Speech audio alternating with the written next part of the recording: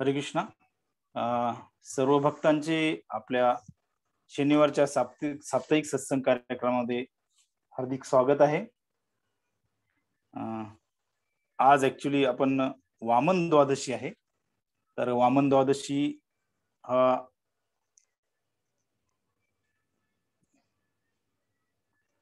जो उत्सव आहे, ऍक्च्युली कालच आपण त्याचं फास्टिंग करतो, त्यामुळे आजच्या दिवशी थोडं त्याचं स्मरण होतं, अवघड होतं, कारण की फास्टिंग असलं, उपवासाच्या दिवशी आपण भगवानाच्या थोडं जवळ जातो, परंतु उपवास नसल्यामुळे थोडं विसरण्याचे चान्सेस असतात. तर ते आपण थोडा विसर पडू नये म्हणून आज पुन्हा वामन देवांविषयी थोडी चर्चा करणार आहोत. तर आपला आजचा चर्चेचा विषय आहे की सर्वश्रेष्ठ वरदान, म्हणजे भगवंत कसं वरदान देतात. तर ते भगवंतांनी ह्या वामन देव ह्या अवतारामध्ये खूप छान रीतीने भगवंतांनी सांगितलं आहे की माझा भक्त कसा असतो आणि तो कसा, त्याचं आचरण कसं असतं, त्याचं चारित्र्य, त्याची एकनिष्ठता ती कशी असती, ते ह्या लीलेतनं भगवंतांनी समजून दिलेलं आहे. खूप ऍक्च्युली खूप छान असा प्रसंग आहे.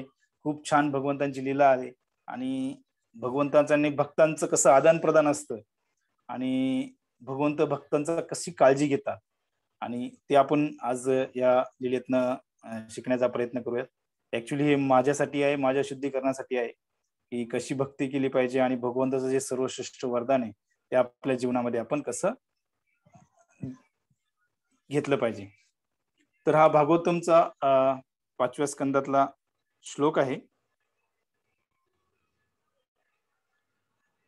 तर त्यामध्ये म्हटलं आहे की सत्यम दिदस्ति अर्थितम अर्थितो नृणाम नैनम नैव नैव अर्थादो यत पुनर्र्थित यथा स्वयं विदते भजताम अनिश्चिताम इच्छापिधानम निज पाद पल्लवम.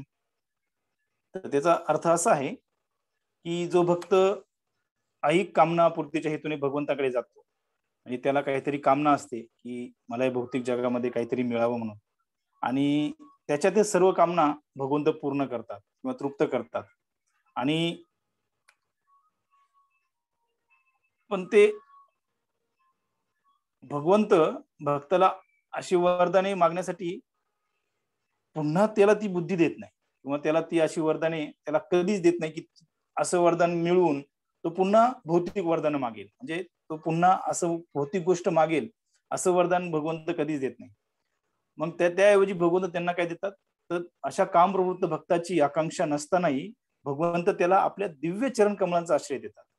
म्हणजे की आपले चरण कमळांशी त्याला घेऊन येतात आणि तो आश्रयामुळे त्याच्या बाकीच्या ज्या काही कामना असतात, काही इच्छा असतात, त्या सर्व तृप्त होतात. आणि हीच भगवंतांची विशेष कृपा आहे, हेच भगवंतांचं श्रेष्ठ वरदान आहे, आपण जसं म्हणू शकतो. म्हणजे की बघा, आपण जर एखादी म्हणजे भागवतामध्ये अजून एका ठिकाणी म्हटले आहे की अकामा सर्व कामो वा, अकाम सर्व कामो वा, श्लोक मला आठवत नाही, पण तुम्हाला कुठलीही काम असलं, अकाम सर्व कामो वा मोक्ष काम उदारती तीव्रेन भक्ती योगेन यजता पुरुषं परम. की अकाम सर्व कामो वा मोक्ष काम उदारती, तुम्ही अकाम असा किंवा सर्व काम होता, मोक्ष असतं, पण जो उदार व्यक्तिवता व्यक्ती असतो, अकाम सर्व कामो वा मोक्ष काम उदारती तीव्रेन भक्ती योगेन यजता पुरुषं परम. तर तीव्रेन भक्ती योगेन, तर काय केलं पाहिजे त्याने, तीव्रेन भक्ती योगेन यजता पुरुषं परम, म्हणजे परम पुरुष पुरुषोत्तम भगवान श्रीकृष्णांची त्याने तीव्रतेने भक्ती केली पाहिजे. तर हे भागवत म्हणजे पुन्हा पुन्हा येतो की आपल्या काही इच्छा असतील तर त्या भक्तांनी कशा भगवंतांना, जसं ध्रुव महाराजांची पण आहे की ध्रुव महाराजांना अगोदर एक राज्य पाहिजे होतं, आपल्या आजोबांपेक्षाही मोठं राज्य पाहिजे होतं. तर ज्यावेळेस भगवंत समोर येतात त्याला म्हणतात की तू वरदान माग, आणि त्यावेळेस ध्रुव महाराज म्हणतात की काचन विचिन्नम, की या काचेच्या मी मागण्यासाठी आलो होतो, काचीची गोष्ट, परंतु तुम्ही मला हिरा देतात आणि मी पण काच काहीतरी मागत होतो. म्हणजे भगवंत त्यावेळेस ध्रुव महाराज जाणतात की मी काय मागत होतो, की ऍक्च्युली मी भौतिक सुख मागत होतो, पण भगवंताने मला साक्षात भक्ती दिली आहे. तरी भगवंतांची विशेष कृपा असते आपल्यावर. तर ह्याच ह्यामध्ये आपण या लीलेमध्ये वामनदेव आणि बली महाराज यांचा जी लीला कशी होती आणि आपण कसे ते अ, बघताय त्याच्यावरून तर तर एकदा असं होतं की बळी महाराज अं, मृत्युमुखी आपल्या देवतांबरोबर युद्ध करतात. स्वर्गातील देवतांबरोबर युद्ध करतात आणि ते मृत्युमुखी पडतात. आणि मृत्युमुखी पडल्यानंतर त्यांचे जे गुरु असतात, शुक्राचार्य जे भृगुवंशी असतात, तर ते त्यांना पुन्हा जिवंत करतात. आणि जिवंत करतात आणि जिवंत करून त्यांना ते त्यांच्यावर त्यांच्यासाठी विश्वजित नावाचा यज्ञ संपन्न करतात. आणि त्यामुळे काय होतं, की जे बळी महाराज आहेत, ते जसं त्यांचे गुरु सांगतायत, जसे त्यांचे गुरु शुक्राचार्य सांगतायत, तसे त्यांची ती आज्ञा पालन करतात. आणि ती आज्ञा पालन केल्यामुळे आणि त्यांची सेवा केल्यामुळे ते काय होतात, खूप शक्तिशाली होतात. त्यांच्यामध्ये एक प्रकारची शक्ती येते आणि त्यामुळे ते जे गुरु सांगतायत, तसा यज्ञ करतात आणि त्या यज्ञात त्यांना जे रथ, अश्व, ध्वज, धनुष्य, कवच आणि असे बाणांचे म्हणजे की एक प्रकारचं शक्ती मिळते. आणि अशा प्रकारे ज्यावेळेस ते हे सर्व विश्वजित यज्ञ संपन्न करतात, तर त्यावेळेस मग त्यांना त्यांचे जे प्रल्हाद महाराज त्यांचे पितामह असतात, ते त्यांना एक पुष्पहार देतात. त्यांना शुक्राचार्य शंख देतात आणि या सर्वांना ते काय करतात, की प्रणाम करतात. आपले गुरु जे आहेत शुक्राचार्य, त्यानंतर तिथे असणारे ब्राह्मण, भृगुवंशी ब्राह्मण आहेत ते, की जे ज्यांचं विश्वजित यज्ञ संपन्न करून घेतात आणि प्रल्हाद महाराज आणि शुक्राचार्य यांना ते प्रणाम करतात आणि ते काय करतात, यज्ञ करण्यासाठी य अ, युद्ध करण्यासाठी इंद्रपुरीत जातात. आपल्या अ, इंद्रांवर आक्रमण करून जातात. आणि ज्यावेळेस तिथे ते जातात आणि त्यांना जो शंख मिळालेला होता, त्यांच्या शुक्राचार्यांनी दिलेला शंख होता आणि त्यांच्या गळ्यामध्ये एक पुष्पहार घातलेला होता, की ते एक शाश्वत होता, की तो कधी जोपर्यंत तो गळ्यात आहे तोपर्यंत त्यांचं कुणी अ, त्यांना कुणी हरवू शकत नव्हतं. तर ते तिथे जाऊन शंख ज्यावेळेस वाजवतात त्यावेळेस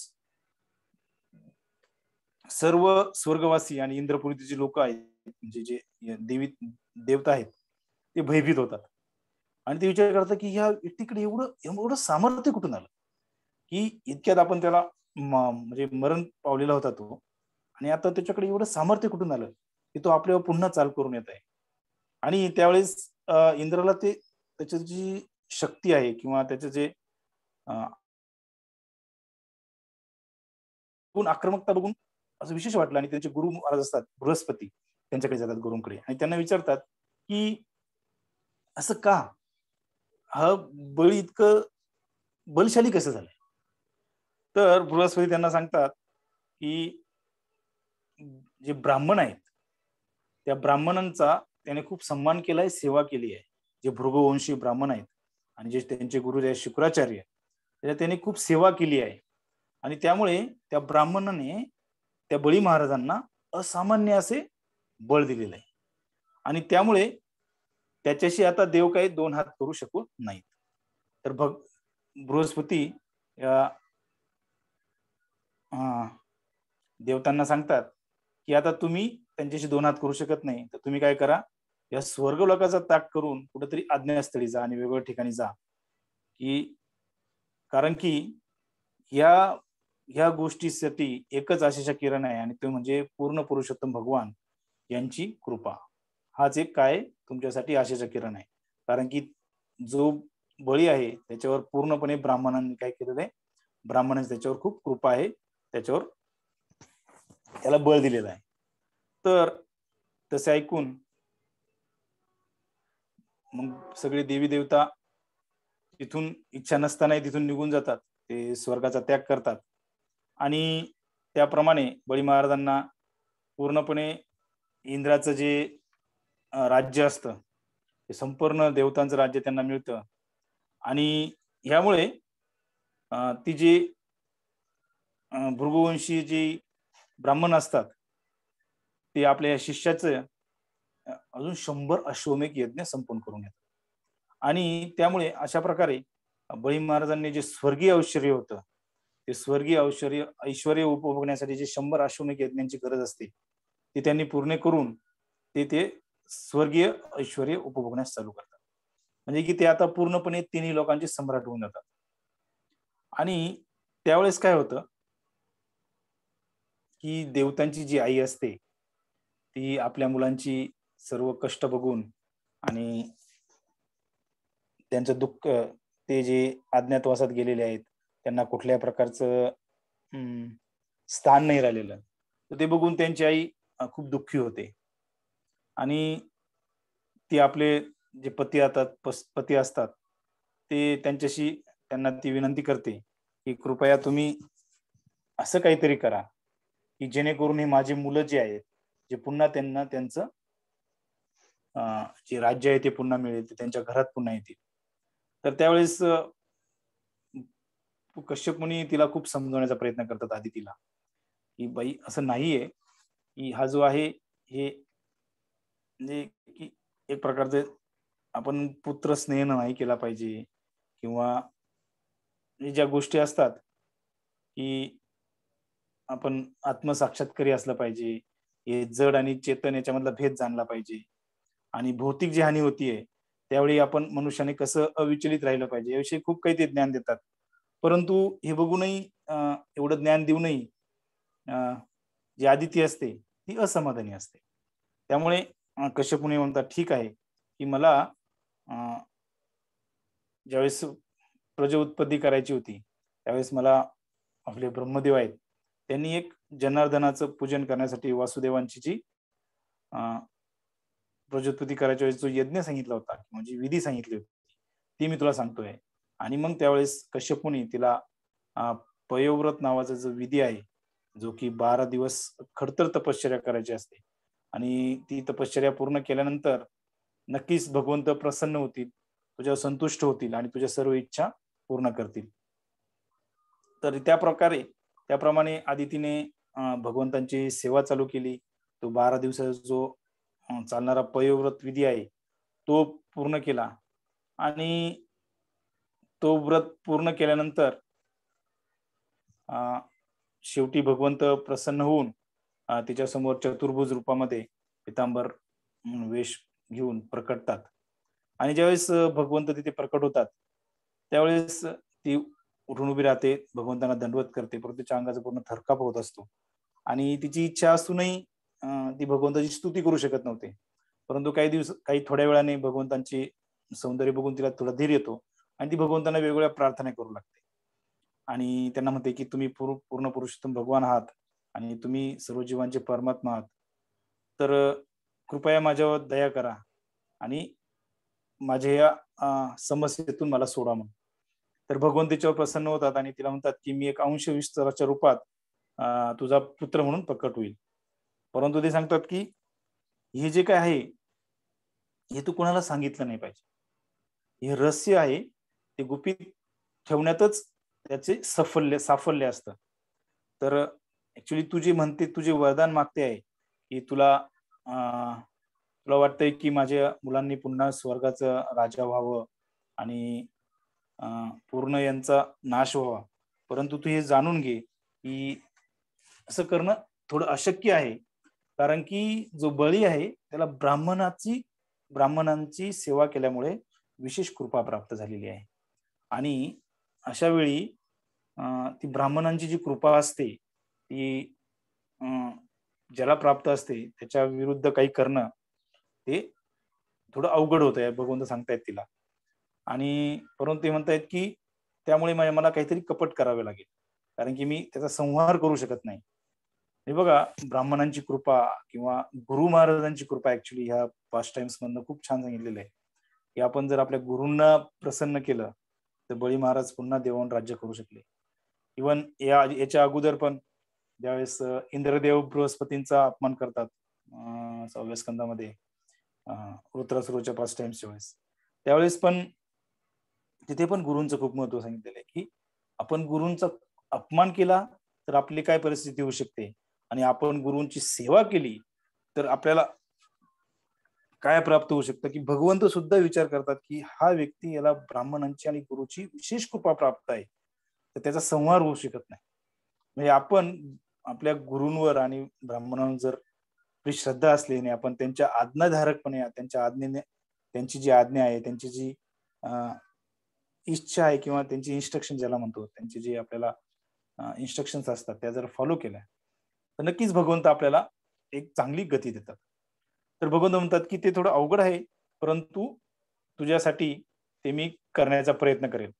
आणि मग कश्यप मुनी कश्यप मुनीची ती सेवा करू लागते. जसं भगवंत सांगतायत, की तू तुझ्या पतींची सेवा कर. त्याप्रमाणे ती सेवा करते आणि एक दिवस तिच्या गर्भामध्ये भगवंत प्रवेश करतात. आणि ज्यावेळेस भगवंत अदितीच्या गर्भातून प्रकटतात, त्यावेळेस शंख, चक्र, गदा, पद्म अशा ह्याच्यामध्ये ते प्रकटतात. आणि त्यांनी पितांबर नेसलेलं असतं आणि श्यामवर्णी असतात. आणि आजचा जो दिवस जे की ज्या दिवशी द्वादशीच्या अभिजित मुहूर्तावर आज भगवान विष्णू, वामनदेव म्हणतात किंवा त्यांनाच बट्टू म्हणतात किंवा आहेत तेच वामनदेव. ते आज या येतात आणि ॲक्चुअली याला विजया असे पण म्हणतात. कारण की या दिवशी स्वर्ग, आकाश आणि भूतलावर सर्व देव, गायी, ब्रह्मन, ऋतू हे सर्व प्रसन्न झाले होते. म्हणजे की तिन्ही लोकांमध्ये प्रसन्नता वाढली होती आणि त्यामुळेच ते विजय या नावाला ओळखलं जातंय. तर भगवंत आपले पुत्र म्हणून प्रकट झालेले पाहून कश्यप मुनी आणि अदिती यांना खूप विस्मय होतो, आनंद होतो. आणि त्यानंतर लगेचच भगवंत वामन रूप धारण करतात आणि त्यावेळेस मग कश्यप मुनी सर्व ऋषीमुनींच्या उपस्थितीमध्ये त्यांची जन्मस्थिती साजरी करतात. तर यावेळेस त्यांचा भगवान वामनदेवांचा यज्ञ यज्ञोपवीत पण धारण करण्याचा समारंभ होतो आणि त्यावेळेस मग भगवंताला अ, खूप काही देवी देवता देवता जे आहेत सूर्यदेव, बृहस्पती, भूमिदेव वगैरे हे सर्व काय करतात त्यांचा सन्मान करतात. आणि मग त्यानंतर वामनदेव, भगवान वामनदेव जिथे की बली महाराज अ, एक भृगु कच्छ म्हणून जागा असते नर्मदेच्या उत्तरेला. तेथे येतात, की जिथे भृगुवंशीय ब्राह्मण अ, बली महाराजांसाठी यज्ञ संपन्न करत असतात. आणि त्या ठिकाणी वामनदेव जो बली महाराज आहेत त्यांच्या यज्ञशाळेत येतात आणि तिथे प्रवेश करतात. त्यावेळेस त्यांनी मृग घातलेलं असतं, यज्ञोपवीत असतं, हातात दंड असतं, छत्री असते, कमंडलू असतं. असं एक खूप छान आणि वामन देवाचं रूप घेऊन ते इथे येतात. आणि ज्यावेळेस ते बळी महाराजांच्या यज्ञ स्थळीवर प्रवेश करतात, त्यावेळेस सर्व पुरोहित जे असतात त्यांचे सामर्थ्य काय होतं? क्षीण होतं. म्हणजे इतके त्यांचं तेज असतं एका सूर्याप्रमाणे. तर ते पुरोहित विचार करतात, हे सूर्यदेव तर नाहीये. इतकं तेज असतं त्यांचं. आणि त्यावेळेस ते सर्वजण उठून राहतात आणि भगवंतांचं काय करतात? स्तवन करतात, स्वागत करतात. आणि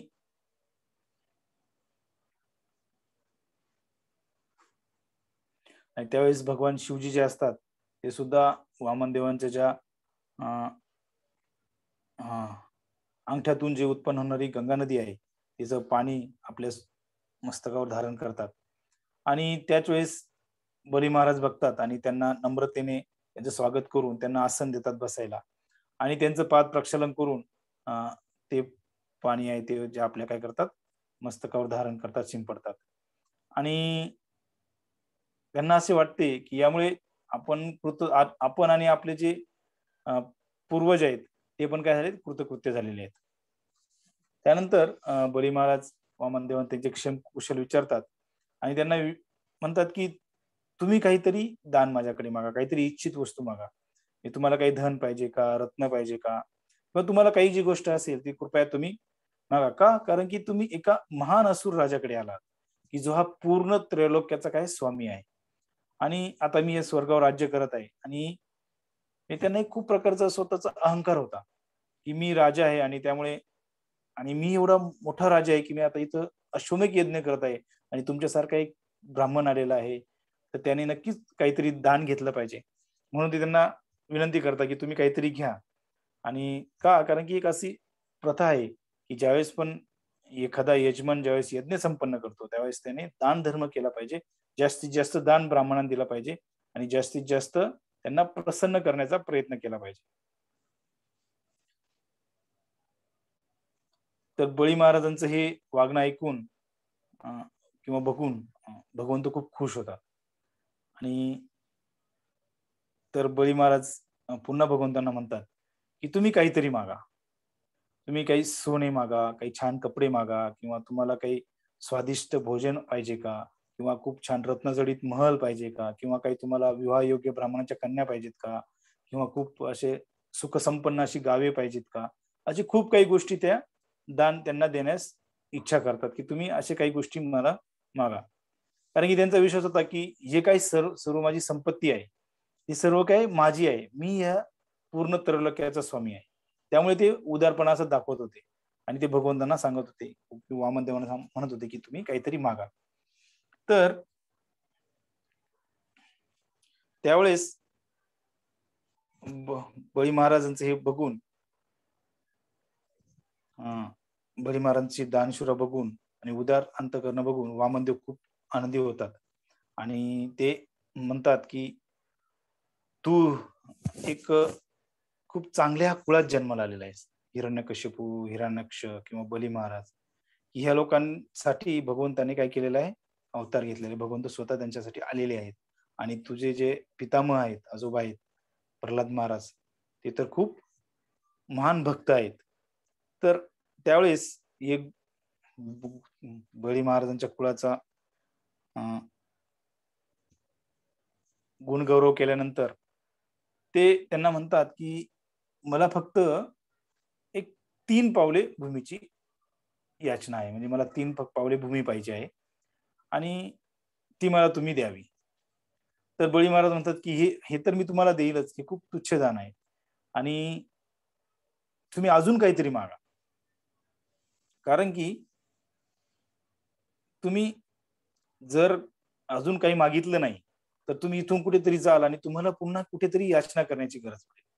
आणि तुम्ही इथून जाऊन एक त्रैलोक्यनाथाकडनं जाऊन दुसरी काही याचना केली, तर माझे जे दानीपणा आहे किंवा माझं जे महानता आहे, ती कमी होईल. त्यामुळे जो माझ्याकडून इथून दान घेऊन जातोय, पण दुसऱ्या कोणाकडनंही त्यांनी काही याचना नाही केली पाहिजे. कारण की मग माझ्यासारखा दानी या जगामध्ये कुणीही नाही. तर हे जे संभाषण ज्यावेळेस चालू असतं, त्यावेळेस त्यांचे गुरु जे असतात बळी महाराजांचे, त्यांना शंका येते, की हा जी व्यक्ती आहे, इथे काहीतरी गडबड आहे. की हा जो याला पुन्हा-पुन्हा विचारूनही ही व्यक्ती काय आहे, की फक्त 3 पावले जमीन मागते. आणि त्यावेळेस शुक्राचार्य यांना त्वरित ते जाणतात आणि ते म्हणतात, की हे जे आहेत, हा छोट्या मुलाला जे वचन दिलं आहे, तू ते पटकन मागे घे. कारण की तुझी काय आहे, फसवणूक होणार आहे. कारण की हा देवतांचा हित करता विष्णू वामनदेव अवतार पटू ब्राह्मण म्हणून आलेले आहेत. आणि म्हणून तू काय केलं पाहिजे? तुझी जे वचन दिलेलं आहे ते कृपया त्वरित मागे घे. आणि हे ज्यावेळेस शुक्राचार्य त्यांना खूप पटवून सांगतात, की आपण कधी-कधी आपलं वचन मागे घेऊ शकतो किंवा आपण खोटं बोलू शकतो, की जर ओम उच्चारलं नसेल तर किंवा आपण इतरांना पराभूत करतोय किंवा कधी-कधी विनोद करतोय किंवा कधी-कधी संकट येतात त्यावेळेस आपण तोंड देतोय किंवा जनतेच्या कल्याणासाठी अशा वेळेस आपण आपली वचनपूर्ती नाही केली तरी त्याला दोष लागत नाही. असं शुक्राचार्यांनी बोलून त्यांना विरोध कुठल्याही प्रकारचं दान यांना देऊ नकोस. कारण हे तुझं सर्व ऐश्वर्य हिरावून घेतील आणि तुला पाहावं लागेल. तर हे सर्व बोलत असताना बळी महाराज खूप शांतपणे सर्व ऐकून घेत होते. ते कुठल्याही प्रकारची त्यांनी आर्ग्युमेंट केली नाही. कुठल्याही प्रकारचा वादविवाद त्यांच्या गुरु महाराजांनी घातला नाही. आणि हे सर्व झाल्यानंतर बळी महाराज त्यांच्या गुरु महाराजांना म्हणतात, की असं आहे की धर्म, अर्थ आणि काम याच्या तत्वांचं पालन ज्यावेळेस एखादा गृहस्थाश्रमी करतो, त्यावेळेस त्याने एखाद्या ब्रह्मचार्याला जे वचन दिलेलं असतं ते तोडणं उचित नसतं. आणि ते पुढे म्हणतात की हे जे वचन मी त्यांना दिलं आहे, ते मी पूर्ण करणारच. कारण की तसं नाही केलं तर मला काय होईल? मला काय होईल? खूप मोठे पाप लागेल. कारण की असत्य भाषण करणे किंवा एखाद्या ब्रह्मचार्या महापाप आहे. आणि ते म्हणतात की भूमिदेवी अशी म्हणते, भूमिदेवी एका ठिकाणी अशी म्हटली आहे की मी मिथ्याभाषी मनुष्याचा देहाचा भार अजिबात सहन करणार नाही. म्हणजे की भूमिदेवी अशी म्हणते की मी खूप कुठल्याही लोकांचा भार सहन करेल, परंतु जे मिथ्याभाषी, जे असत्य बोलणारी लोक आहेत, त्यांचा मी भार कधीही सहन करणार नाही. त्यामुळे बली महाराज म्हणतात की मी पैशाच्या लोभामुळे मी मला जे वचन दिलं त्याचं कसं परावृत्त होईल. आणि त्यांना मी फक्त 3 पावले भूमी देऊ केली आहे आणि मी त्यांना दिलीच पाहिजे. का? कारण की मला नरकवास किंवा दारिद्र्य किंवा कष्ट किंवा माझं ह्या माझ्या पदावरनं पतन होणं किंवा माझा प्राण जाणं याचंही मला भय वाटत नाही. जितकं की मी असत्य बोलतोय किंवा कुणाची फसवणूक करतोय याचं मला जास्त भय वाटतंय. कारण की जो अं, गौरवशाली व्यक्ती असतो, जो गौरवा गौरव गौरवास्पद काम करणारा व्यक्ती जो असतो, तो सदैव त्याच्या कीर्तीने जीवित असतो आणि तो कधीही मरण पावत नाही. आणि म्हणून आपली कीर्ती प्राप्त करणे किंवा आपली एकनिष्ठता ठेवणे हे आपलं ध्येय असलं पाहिजे. त्यासाठी आपण दारिद्र्य पत्करावं लागले, तरी त्यात काही हानी नाहीये, असे ते सांगतात. आणि ते म्हणतात, की जरी भगवान वामनदेव भगवान विष्णू असले आणि त्यांनी मला की समा दिली नसतील आणि जीवनाच्या शेवटी मी जे ऐश्वर्य गमावणार आहे, माझे हे शरीर किंवा ही माझी संपत्ती, ती एवही मी अशी गमावणार आहे आणि तशी गमावणारच आहे.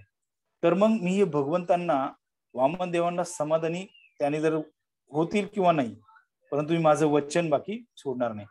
म्हणजे किती बघा किती किती छान विचार करताय, की हा जो माझा देह आहे किंवा आपली जी संपत्ती आहे, ती देऊन जर भगवंत समाधानी नसतील, तर यापेक्षा आणखीन भगवंतांना समाधानी करण्यासाठी काय असू. आणि म्हणून ते म्हणतायत की जर हे वामनदेव भगवान विष्णू असतील आणि त्यांनी माझं जर वरदान स्वीकार केलं आणि स्वीकार करून जर मी त्यांना असमाधानी राहिले आणि त्यांनी मला बंदी जरी केलं, बंदी बनवलं, काही शिक्षा दिली, तरी मी त्यांचा मत्सर करणार नाही, द्वेष करणार नाही. आणि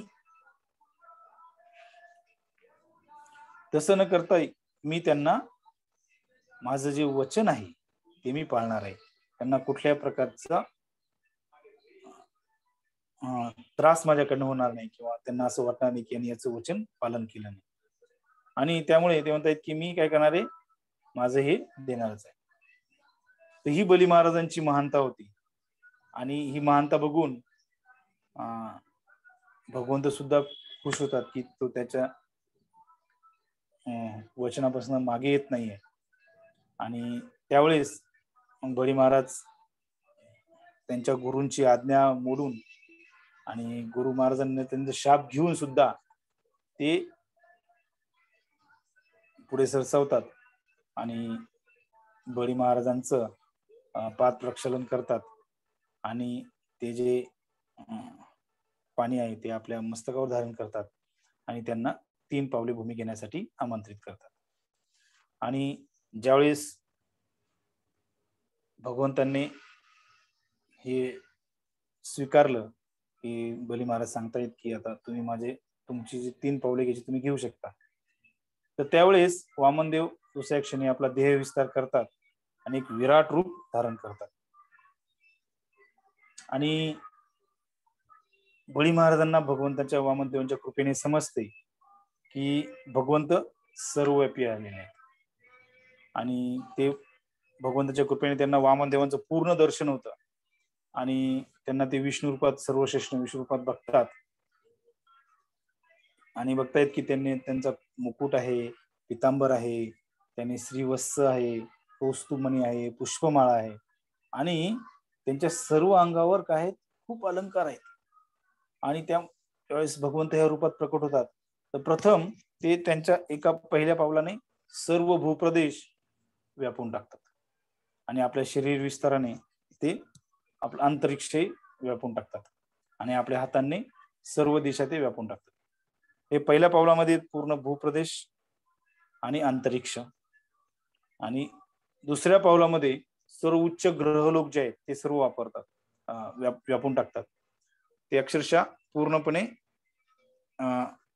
महर, जन, तपलोक, ब्रह्मलोकाच्याही वर जातात आणि वर एकदम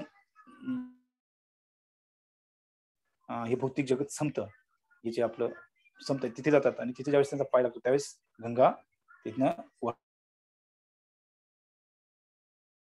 तेव्हापासून गंगा आपल्याकडे आलेली आहे. आणि अशा प्रकारे दोनच पावलामध्ये ते पूर्णपणे भूलोक, अंतरिक्ष आणि स्वर्ग सर्व लोक काय करतात, काबीज करतात, व्यापून टाकतात. आणि आता तिसरे पाऊल ठेवण्यासाठी त्यांच्याकडे कुठेही जागा उरत नाही किंवा स्थान राहत नाही. तर अशा वेळेस भगवंत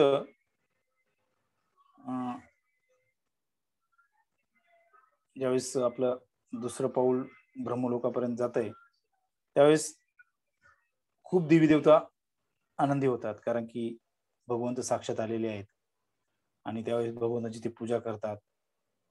आणि हे झाल्यानंतर हे बघतायत की आपल्या बळी महाराजांचं आता काय झालंय, सर्व संपत्ती या विष्णूंनी घेतलेली आहे.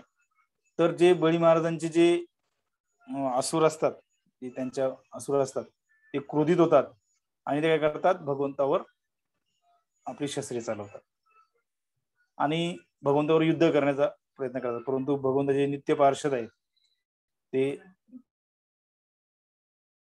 काय करतात, पराभव करतात. तर त्यावेळेस बली महाराज त्यांना सांगत असतात, अरे तुम्ही त्यांच्यावर काही करू नका, त्यांना त्यांच्या हल्ला करून काही उपयोग नाही, कारण ते पूर्ण पुरुषांना भगवान आहेत आणि त्यांना ते प्रवृत्त करतात की तुम्ही कुठल्या प्रकारची हानी विष्णूंना किंवा त्यांच्या पार्षदांना पोहोचू नका. परंतु ते ऐकत नाही आणि त्यामुळे सगळं त्या पार्षदांचा पराभव भगवंतांच्या नित्य पार्षदाकडून होतो आणि बळी महाराजांच्या आज्ञेनुसार मग त्या सर्वांना अधोलोकामध्ये जावं लागतं. आणि त्यावेळेस भगवंतांचं मनोगत ओळखून त्यांचे वाहन जे आहेत गरुडजी, ते बळी महाराजांना वरून पाशात बांधून बंदी करून घेऊन येतात. आणि अशी जी दयनीय अवस्था बघून वामनदेव बळी महाराजांना सांगतात की आता मी तिसरे पाऊल कुठे ठेवू, कारण की तुझ्याकडे आता काहीच शिल्लक नाहीये. तर त्यावेळेस बळी महाराज खूप छान गोष्ट सांगतात, की आपण पुढे बघणार आहोत. पण याच्या अगोदर की म्हणतायत की भगवंत म्हणतायत की तुझे वचन जे दिले नाहीये आणि तू अहंकारापोटी तुला आता काय होणार आहे, तू वचन जे दिलं ते पाळलं नाही आणि त्यामुळे तुझ्या अहंकारापोटी तुला काय नरकवास भोगावं लागणार. तर जे तुझ्या गुरुंनी कुलगुरूंनी शुक्राचार्यांनी सांगितलं होतं की तुला आता नक्कीच नरकात वास करावा लागेल, कारण की तू काय तुझं वचन पाळणार नाहीस, तर तुला आता नक्कीच काय करावं लागेल. त्यावेळेस बळी महाराज खूप छान गोष्ट सांगतात की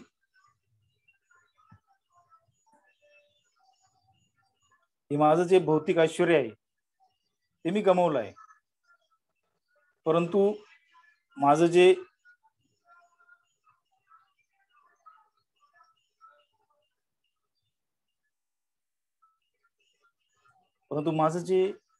एकनिष्ठता आहे, माझं जे चारित्र्य आहे किंवा माझी दृढनिश्चय आहे किंवा माझं स्वतःच आत्मसमर्पण आहे, ते करायचं की नाही ते माझ्या हातात आहे.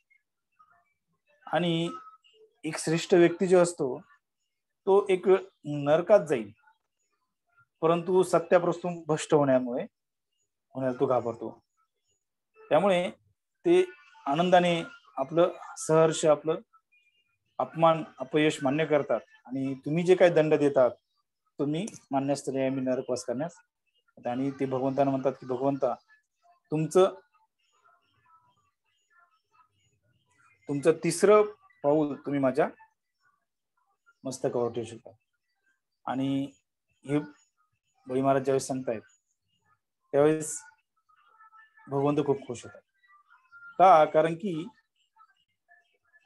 बळी महाराज हे परम सत्यवादी होते आणि आपण आपलं वचन पाळू शकत नाही याचा त्यांना भय होते.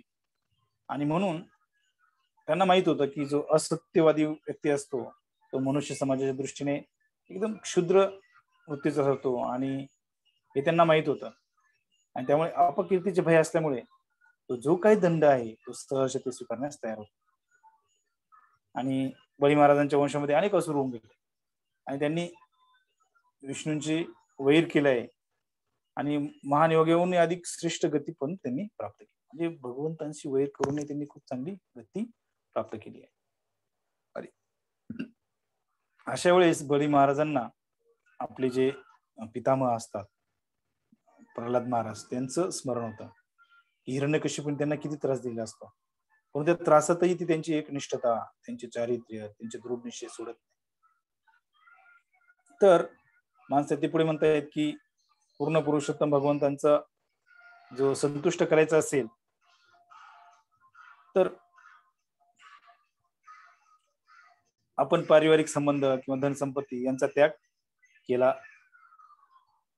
तरी चालेल. कारण की महान पुरुष जे असतात ते पूर्ण पुरुषोत्तम भगवंतांना संतुष्ट करण्यासाठी या गोष्टींचा त्याग करण्यास तयार असा त्यांचा विचार, त्याग करण्याचा विचार पण करू शकतात. आणि असं हे सगळं भक्त आणि पूर्वाचार्यांच्या चरणांचे अनुसरण करीत बळी महाराज आपले जीवन कृतकृत्य झाल्याची त्यांना अनुभूती होत होती. आणि अशा वेळेस ज्यावेळेस हे असतं त्यावेळेस भगवंत म्हणतात, त्यावेळेस भगवंत आणि भगवंत सांगतात की भौतिक ऐश्वर्याने जो माणूस मदोन्मत होतो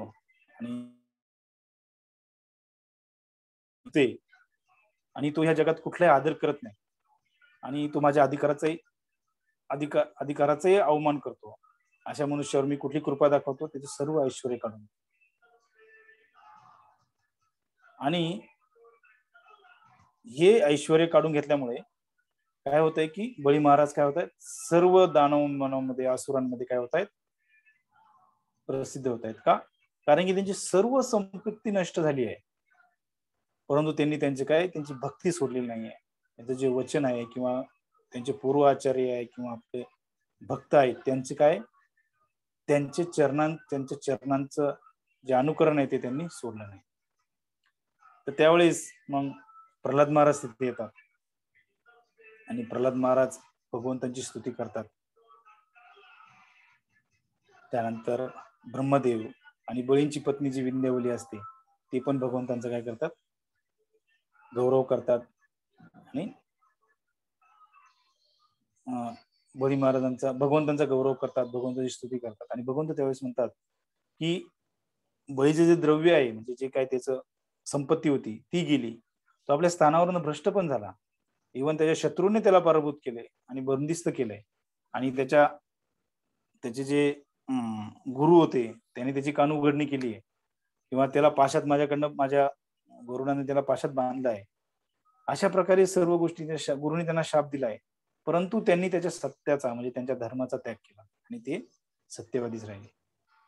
तर हे जे वचन आहे त्यावर मी खुश होऊन त्यांना भगवत कृपा म्हणून मी काय करतोय की त्यांना सुतलोक देत आहे आणि त्यांच्या सुतलोकाचं संरक्षण मी स्वतः करणार आहे आणि त्यांच्या सोबत मी तिथे राहणार आहे.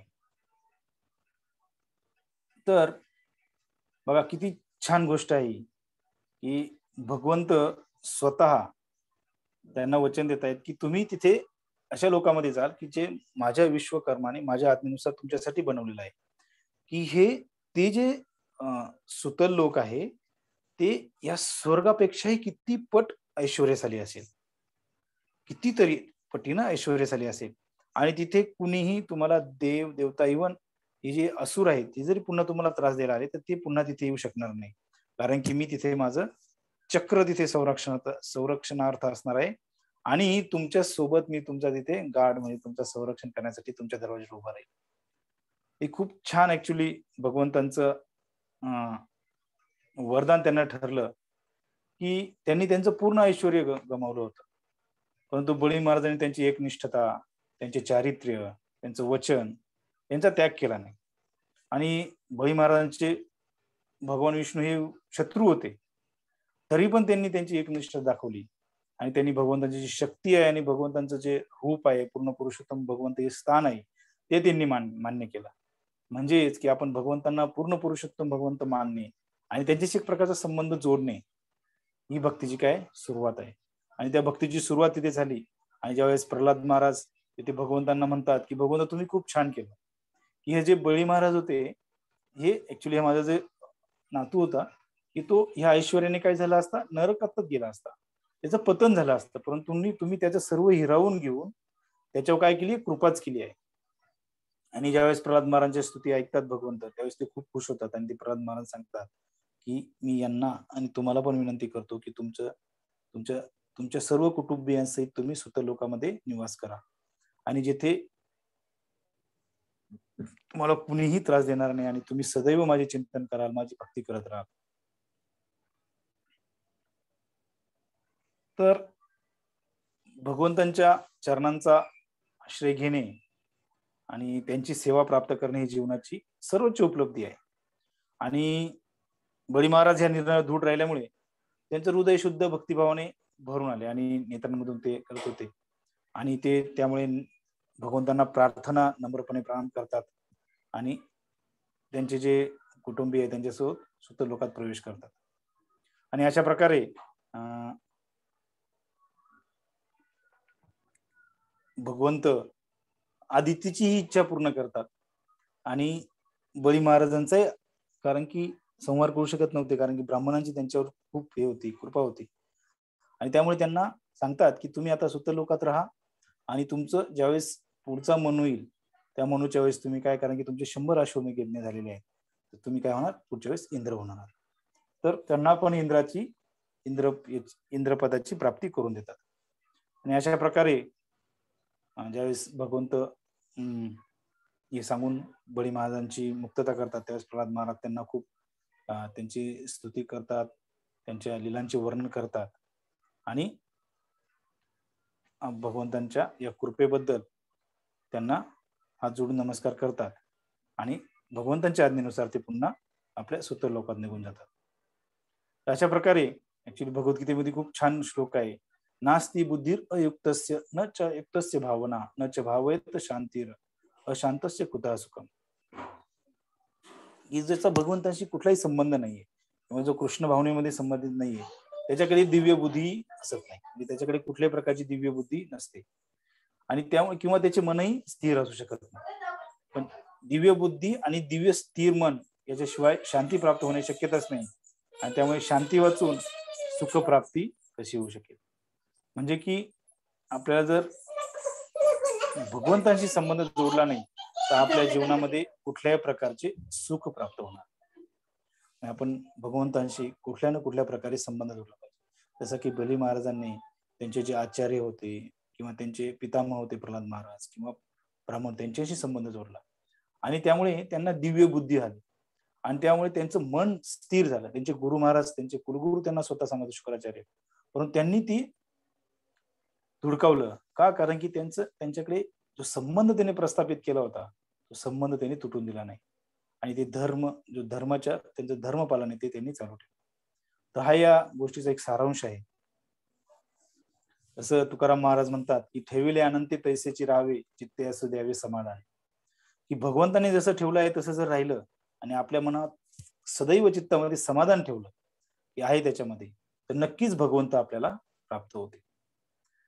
कारण की बली महाराज सर्वस्व गमावून ते विजयी ठरले आणि त्यामुळे आपण समजलं पाहिजे की आध्यात्मिक जीवन जे आहे ते भौतिक संपदा किंवा संपत्ती मिळवणे किंवा शरीर याच्याविषयी किंवा शरीराविषयी ज्या गोष्टी ते मिळवून नसून एक चारित्र्य, दृढ निश्चय आणि एकनिष्ठता भगवंताच्या भक्तीमध्ये याच्यामध्ये ठेवण्यातच आहे. आणि हीच गोष्ट आहे जी भगवंतांची कृपा, आपण ज्याला ब्लेसिंग म्हणतो किंवा आशीर्वाद जे म्हणतो, ते आकर्षित करते. की भगवंताला आकर्षित करण्यासाठी आपल्या भक्तीमध्ये दृढ निश्चय असणं, एकनिष्ठता असणं हे खूप महत्वाचं आहे. तर हे सर्व झाल्यानंतर आणि बली महाराज ज्यावेळेस सुत लोकात निघून जातात त्यावेळेस तिथे आणि सर्व देवी देवता असतात, ब्रह्मदेव असतात, सर्व ब्राह्मण असतात. तर त्यावेळेस स्वतः भगवान वामनदेव शुक्राचार्यांना आज्ञा करतात की येथे ह्या यज्ञ कार्यामध्ये बळी महाराजांच्या काही दोष किंवा त्रुटी असतील ते तुम्ही मला दाखवा आणि त्याच इथे जे ब्राह्मण लोक आहेत त्यांच्या याच्यामध्ये आपण त्याचं निराकरण करू शकतो. तर त्यावेळेस बघा हे शुक्राचार्य असुरांचे गुरु आहेत, भृगुवंशी आहेत पण असुरांचे गुरु आहेत. तर ते खूप छान श्लोक इथे सांगते की मंत्र मंत्र तंत्र तंत्रश्च छिद्रम देश काल कालहर वस्तुतः सर्व करोति निश्चित्रम अनुसंकीर्तनम तव. म्हणतात की बद्ध जीवाचे जे सर्व दोष आहेत ते हरिनामाच्या जप संकीर्तन करून नष्ट करता येतात. म्हणजे की मत उच्चारण करणे किंवा तंत्राचे पालन करणे जे काय त्याच्यामध्ये दोष आहेत त्या त्रुटी असू शकतात, परंतु तुमच्या नामाचे संकीर्तन केल्याने सर्व काही काय होते, निर्दोष होते. तर आपलं खूप भाग्य आहे की हा जो आठवडा आहे आपण शिल प्रभुपाद ज्यावेळेस अमेरिकेत पावले ठेवतात ते विश्व हरिनाम दिवस सप्ताह म्हणून आपण साजरा करतो 17 सप्टेंबर ते 23 सप्टेंबर. तर खूप छान ऍक्च्युली बघा एवढे गुरु आहेत असुरांचे, परंतु ते शेवटी काय सांगतायत की तुमच्या हरिनामाच्या कीर्तनाने सर्व काही काय निर्दोष होतं. आपण भगवंतांचं हरिनाम केलं, भगवंतांच्या हरिनामाचा महिमा गान केला तर आपले जे काही दोष असतील किंवा त्रुटी असतील त्या नक्कीच निराकरण होणार. आणि मग सुखदेव गोस्वामी पुढे म्हणतायत की जो व्यक्ती हे खूप छान इदम देवदेवस्य हरेर अद्भुत कर्मणा अवतार अनुचरितम शृण्वन यत पराम गती, की जे भगवंतांच्या विविध अवतारांचे अद्भुत पराक्रमांचे आणि वर्णन श्रवण करतात त्याला नक्कीच वैकुंठाची काय होते, प्राप्ती होते. म्हणजे आज तुम्ही सर्व भक्तांनी जे ऐकलं आहे की भगवान वामन देवांचे आणि बळी महाराजांचं पास्ट टाइमची लीला आहे त्याचं वर्णन ऐकलंय, तर हे फक्त ऐकल्याने वैकुंठाची प्राप्ती होते, सोगरी वैकुंठ जाते. हे सुखदेव गोस्वामी सर्वांना ब्लेसिंग देत आहेत, कृपा आशीर्वाद देत आहेत. बघा किती छान कृपा आशीर्वाद आहे. फक्त श्रवण करणं मात्राने आपल्याला वैकुंठाची प्राप्ती होऊ शकते. ही भागवतमचं विशेष आहे, भगवंतांची कृपा आहे. आणि पुढे सुखदेव गोस्वामी सांगतायत की क्रियमाने कर्ममिदम दैवे पित्र अथा मानुषी यत्र यत्र अनुकीर्तेत ततम तेषाम सुकृतम विदु. ते म्हणतायत की देवता पितर यांच्या संतुष्टीसाठी आपण जे कर्मकांड करतो, म्हणजे काही श्राद्धविधी करत असेल, काही करत असेल किंवा विवाहासारखे काही सामाजिक प्रसंग करत असेल, कोणाचा वाढदिवस करत असेल, असे काही प्रसंग होत असतील, तर अशा वेळी जर आपण भगवान वामन देवांचं भगवंतांचं महिमागान केलं तर तो प्रसंग अत्यंत मंगलमय होतो. हे बघा भगवंतांना आपल्या जीवनाच्या प्रत्येक ठिकाणी स्थान देणं, त्यामुळे काय होतंय, तो प्रसंग काय होतोय, मंगलमय. त्यामुळे काय होतंय की आपल्या जी भक्तीमध्ये जी प्रगती आहे ती पुढे पुढे चालत असते. तर ही दोन गोष्टींचं वरदान आपल्याला देता येते सुखदेव गोस्वामी आणि शुक्राचार्यांनी जसं सांगितलंय की तुमच्या फक्त नामस्मरणाने काय होतंय, काही जे दोष असतील त्रुटी असतील ते काय होत आहेत, निर्दोष होऊन जात आहेत, निघून जात आहेत. तर हे अशा प्रकारे आजचा आपला विषय होता की भगवान वामन देवांचे एक लीला. तर आज आपण ह्याच याच्यानुसार आपण आपला जो वीक साजरा करत आहोत तर त्यामध्ये आज आपण वाचन करणार आहोत. तर त्या अगोदर कुणाला काही प्रश्न असेल तर 1-2 मिनिटात आपण घेऊयात. मी सर्वांना तशी सुविधा देतो.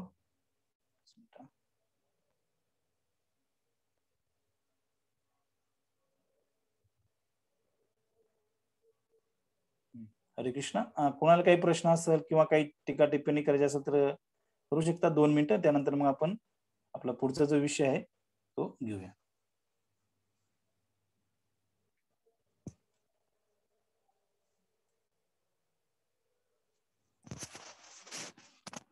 हरे कृष्णा. माझा आवाज येतोय?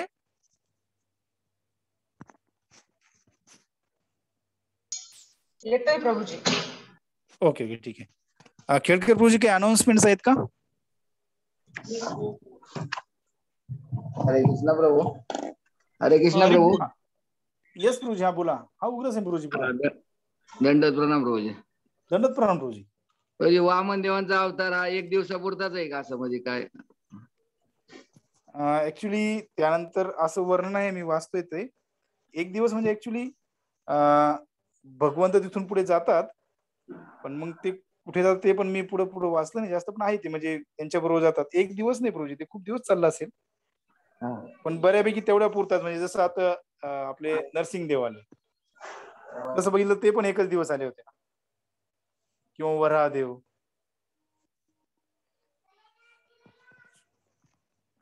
त्यांची लीला चालू असते तशी. हरे कृष्णा, माझा आवाज येतोय ना प्रभूजी? हा येतोय येतोय प्रभूजी. ओके ओके ठीक आहे ठीक आहे. तर ऍक्च्युली भगवंत नित्य असतात, त्यांची लीला पण नित्य चालू असते. पुढे पुढे दुसरी काही वामन देवांचं रूप घेऊन पुढची लीला, असं. एकदा आपण नंदुळापूरला विचारूया प्रश्न, छान प्रश्न आहे. धन्यवाद प्रभूजी. हरी बोल. प्रभूजींना विचारतो मी हा प्रश्न.